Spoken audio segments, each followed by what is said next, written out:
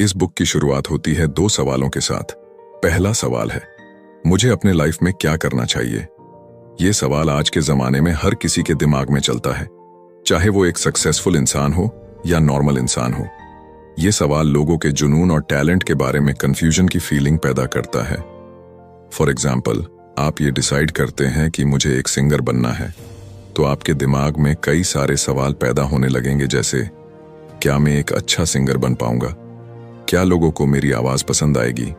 ये सारे सवाल आपके अंदर कंफ्यूजन पैदा करने लगेंगे। दूसरा सवाल है, क्या कोई इस कंपटीशन और डिस्ट्रैक्शन से भरी दुनिया में मुझे नोटिस कर पाएगा। चाहे आपने अपनी लाइफ का पर्पस पता कर लिया हो, लेकिन फिर भी इस कंपटीशन की दुनिया में एक पहचान बनाना बहुत मुश्किल है। लाइफ में स्ट्रगल तो बहुत होने वाला है। सिर्फ एक अच्छे आइडिया से काम नहीं चलेगा, इसके साथ साथ आपको कनेक्शन, अपॉर्चुनिटीज और प्लेटफॉर्म की जरूरत होगी ताकि आप अपने आइडिया को रियल बना सके। आपने भी नोटिस किया होगा कि ये दुनिया टैलेंटेड लोगों से भरी पड़ी है, पर बिना किसी सपोर्ट के ये टैलेंट कहीं दब जाते हैं। इस बुक में बहुत ही बढ़िया कोट बताया गया है कि नाव सबसे सेफ तब होती है जब वो किनारे पर बंधी हो, पर नाव तो पानी में चलने के लिए ही बनाई जाती है। उसी तरह हमारी लाइफ भी तब सेफ होती है जब हम एक नौकरी करने लग जाते हैं और कुछ नया नहीं करना चाहते। पर हमारी लाइफ तो हर बार कुछ नया करने, आगे बढ़ने और कुछ बड़ा करने के लिए है। हेलो फ्रेंड्स, बुक इनसाइडर पर आप सभी का स्वागत है। आज हम बात करने वाले हैं वन बिग थिंग बुक के बारे में, जिसको लिखा है फिल कुक ने। Chapter 1, take control. आपको अपनी लाइफ का कंट्रोल आपके हाथ में लेना होगा। अब आपको यह नहीं सोचना है कि जो चल रहा है उसे चलने दो। आपको खुद के लिए डिसीजन लेने होंगे। मान लीजिए कि आपकी लाइफ एक वाइट पेपर की तरह है। अगर आप इस पर अपने लिए ड्राइंग नहीं बनाएंगे, तो कोई और आकर वहां ड्राइंग बनाकर चला जाएगा और वो ड्राइंग आपको पसंद नहीं आएगी। बहुत से लोग अपनी लाइफ में बिना किसी गोल और प्लानिंग से जीते हैं। वो अपना रास्ता खुद नहीं बनाते, बस सिचुएशन के हिसाब से चलते जाते हैं। इससे आपको सेटिस्फैक्शन नहीं मिलेगा और आपको ऐसा लगेगा जैसे कोई आपकी लाइफ को कंट्रोल कर रहा है। फॉर एग्जाम्पल, रिश्तेदारों के कहने पर आपने साइंस ले ली, फिर से लोगों के कहने पर आपने इंजीनियरिंग कर ली। मान लीजिए आपको जॉब भी मिल गई, पर बाद में आपको रियलाइज होगा कि मुझे तो इंजीनियरिंग में मजा ही नहीं आ रहा है, मुझे तो डॉक्टर बनना था। गोल के साथ साथ एक और चीज बहुत जरूरी होती है, और वो है विजन। विजन एक गाइड की तरह है। अगर आपका विजन क्लियर है तो आप डिसीजन सही ले पाएंगे। विजन आपको इधर उधर भटकने से भी रोकता है। अगर आपके पास विजन नहीं है तो आप टाइम पास करने लगेंगे।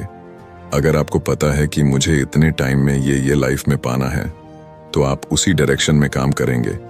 विजन और गोल बहुत जरूरी है, लेकिन इनका कोई फायदा नहीं है अगर आप कुछ भी काम नहीं करते। सिर्फ सोचने से कुछ नहीं होता, जरूरी ये भी है कि आप कुछ करो। चैप्टर 2, क्या किस्मत सच में होती है। क्या सब कुछ पहले से ही डिसाइड है कि क्या होगा और क्या नहीं। अलग अलग कल्चर में यह माना जाता है कि हर इंसान का अपना अलग पर्पस होता है लाइफ में, और यही बिलीफ हमें लाइफ में मोटिवेशन देता है। बहुत से लोग अपनी लाइफ का पर्पस नहीं समझ पाते और वो इसी चीज को लेकर स्ट्रगल करते हैं, और इसी वजह से उनके अंदर डाउट आने लग जाता है। अगर आपकी भी यही सिचुएशन है जिसमें आपको समझ नहीं आता कि मुझे क्या करना है, तो ऐसी सिचुएशन में एक पेन और पेपर लो और उस पर अपनी सारी स्ट्रेंथ और वीकनेस लिखो। फिर उस हिसाब से अपने लिए कोई काम ढूंढो। इसके बाद आप भगवान पर भरोसा रखो, अपने धर्म पर विश्वास रखो।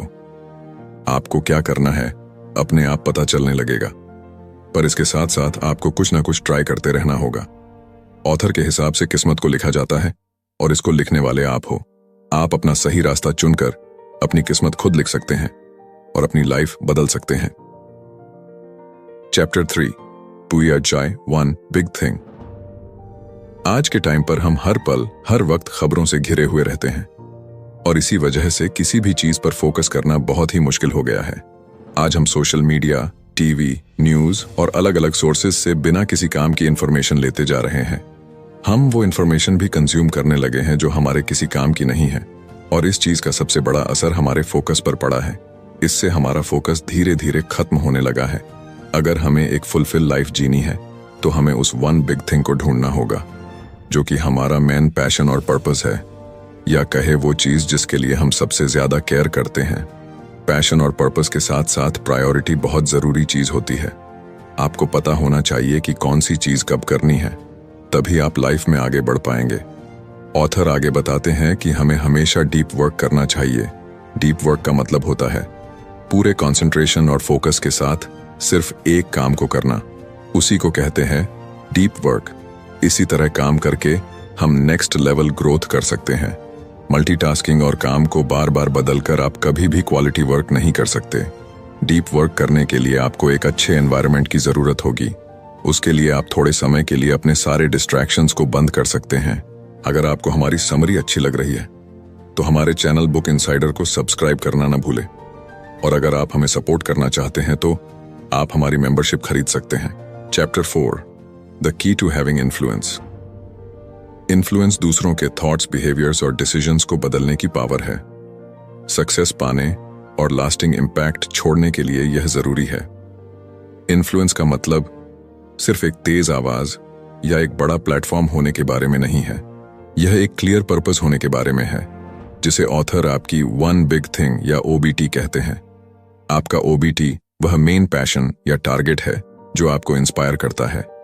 जब आप इस पर फोकस करते हैं तो आप उस एरिया में एक्सपर्टीज एंड क्रेडिबिलिटी को बनाते हैं।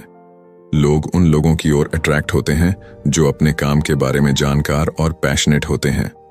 यह फोकस आपको रोज की जिंदगी के शोर और डिस्ट्रैक्शंस को दूर करने और असल में इंपॉर्टेंट चीजों पर फोकस करने में मदद करता है। चैप्टर आगे बताता है कि अपने ओबीटी के लिए खुद को डेडिकेट करके आप एक्सेलेंस पाने के लिए रिक्वायर्ड स्किल्स और टूल डेवलप कर सकते हैं।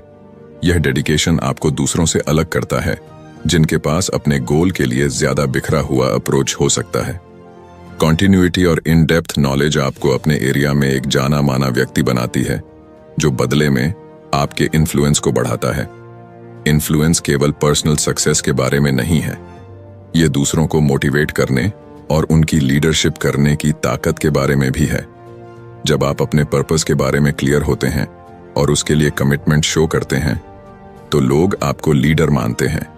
वे आपके पैशन एंड डेडिकेशन को देखते हैं और अपने गोल्स को उसी एक्साइटमेंट के साथ पाने के लिए इंस्पायर होते हैं। ऑथर इस बात पर जोर देते हैं कि इन्फ्लुएंस ऑथेंटिसिटी से आता है। जब आपका ओबीटी आपकी एक्चुअल इंटरेस्ट और पावर्स के साथ अलाइन होता है, तो आपका इन्फ्लुएंस ज्यादा पावरफुल एंड एंड्यूरिंग होता है। लोग महसूस कर सकते हैं कि कोई व्यक्ति रियल है, और यह ऑथेंटिसिटी विश्वास और सम्मान बनाती है।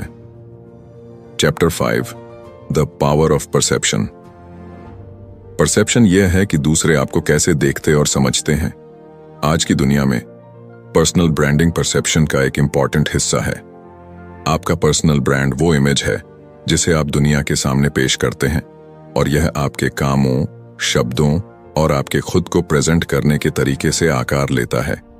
यह एक फेक इमेज बनाने या कोई ऐसा व्यक्ति बनने की कोशिश करने के बारे में नहीं है जो आप नहीं हैं। इसके बजाय यह आपकी सच्चाई को ढूंढने और इसे लगातार एक्सप्रेस करने के बारे में है।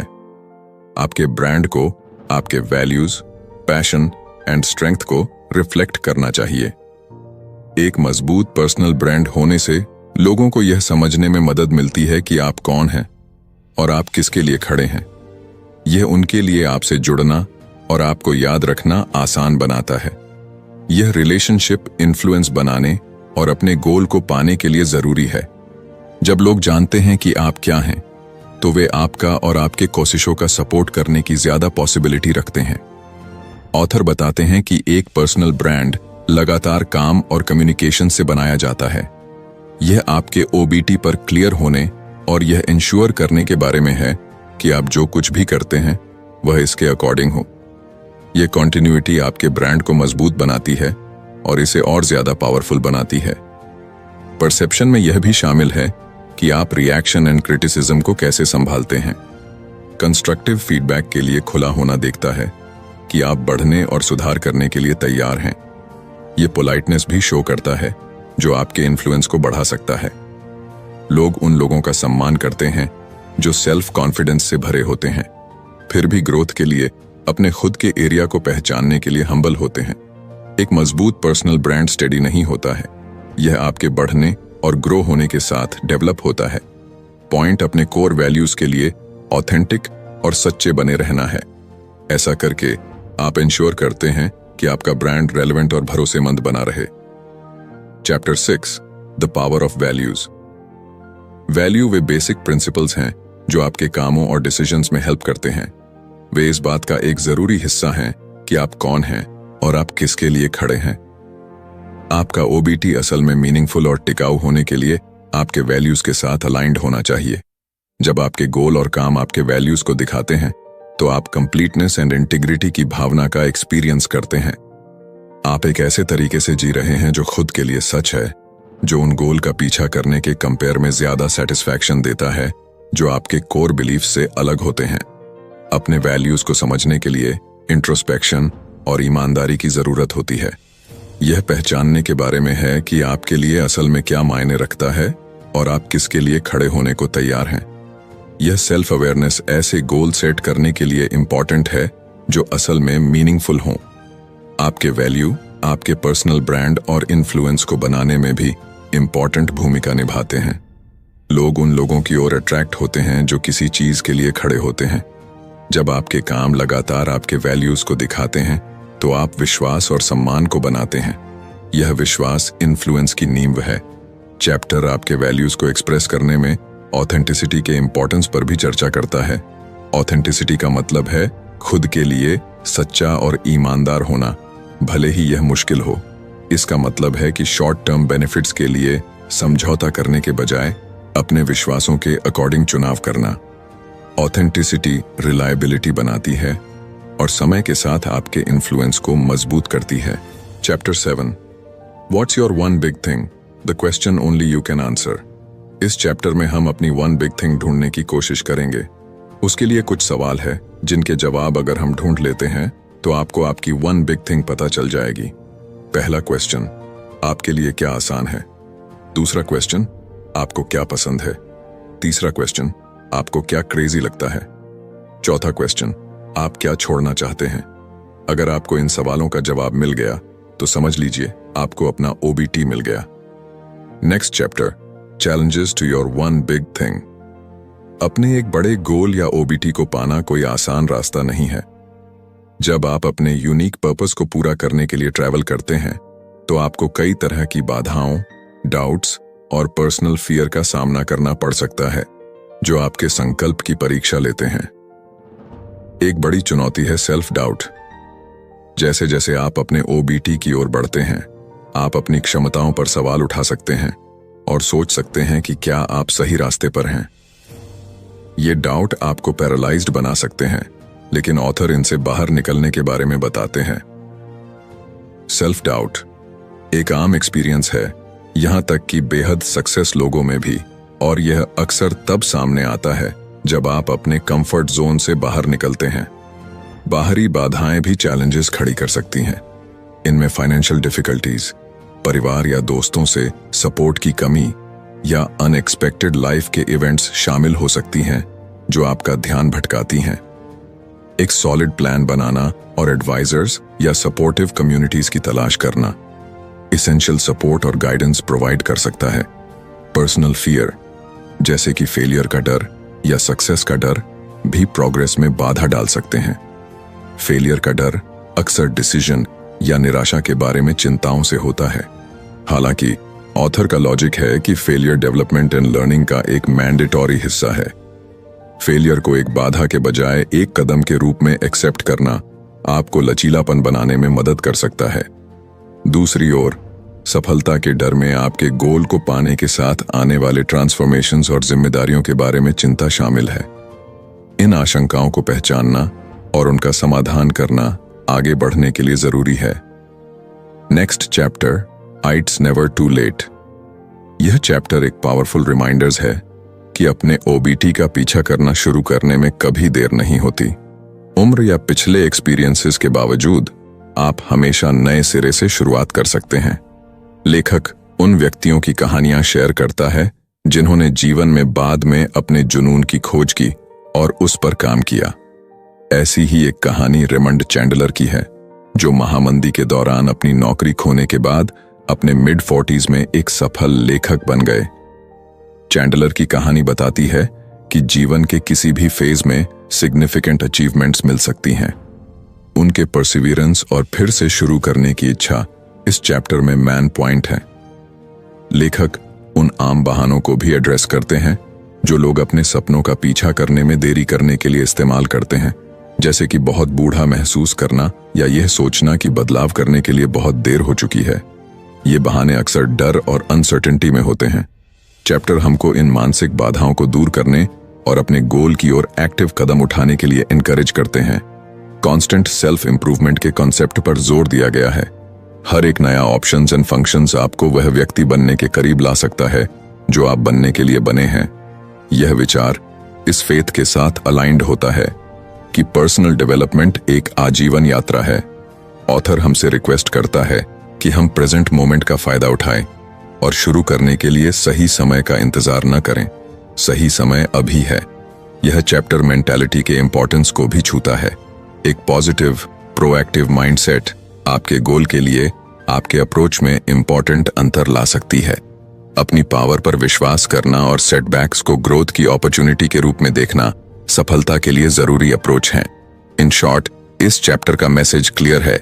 चाहे आप जीवन में कहीं भी हों, आपके पास अपने ओबीटी को आगे बढ़ाने की पावर है। अभी शुरू करके और इंटेंशनली चुनाव करके आप एक फुलफिलिंग एंड मीनिंगफुल फ्यूचर बना सकते हैं। Next chapter, it's not about you. ये चैप्टर पर्सनल सक्सेस से ध्यान हटाकर आपके ओबीटी के वाइडर इम्पैक्ट पर फोकस करता है। ऑथर का तर्क है कि सच्चा सेटिस्फैक्शन दुनिया में मीनिंगफुल कॉन्ट्रीब्यूशंस देने से आता है, जबकि पर्सनल गोल्स पाना इंपॉर्टेंट है।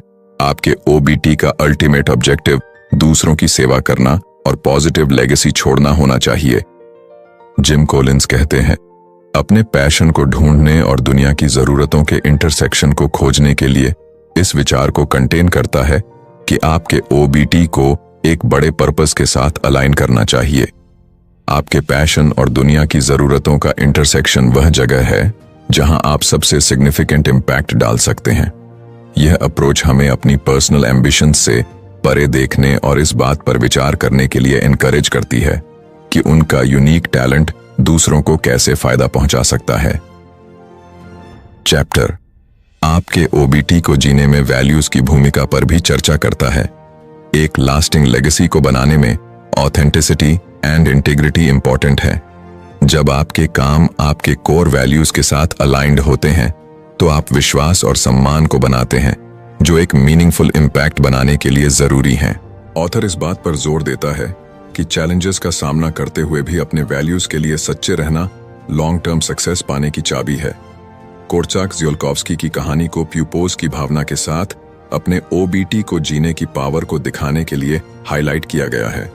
ज़ियोल्कोव्स्की ने अपना जीवन क्रेजी हॉर्स मेमोरियल को तराशने के लिए डेडिकेटेड कर दिया, एक मॉन्यूमेंटल प्रोजेक्ट जिसे वह जानता था कि वह अपने लाइफ स्पैन में पूरा नहीं कर पाएगा। कई बाधाओं के बावजूद इस सोच के लिए उनकी कमिटमेंट पर्सनल फायदे से बड़े पर्पस के लिए खुद को डेडिकेट करने के इफेक्ट को दिखाती है। चैप्टर एक्शन के साथ एंड होता है। अपने ओबीटी की पावर को जीने के लिए आपको खुद से परे सोचना चाहिए। इस बात पर कॉन्सेंट्रेट करके कि आप दूसरों की सेवा कैसे कर सकते हैं और ज्यादा से ज्यादा अच्छे में कंट्रीब्यूशन दे सकते हैं, आप एक ऐसी हेरिटेज बनाते हैं। तो फ्रेंड्स, ये थी हमारी आज की बुक समरी। आपको कैसी लगी कमेंट करके जरूर बताएं और धन्यवाद आपका समरी एंड तक सुनने के लिए।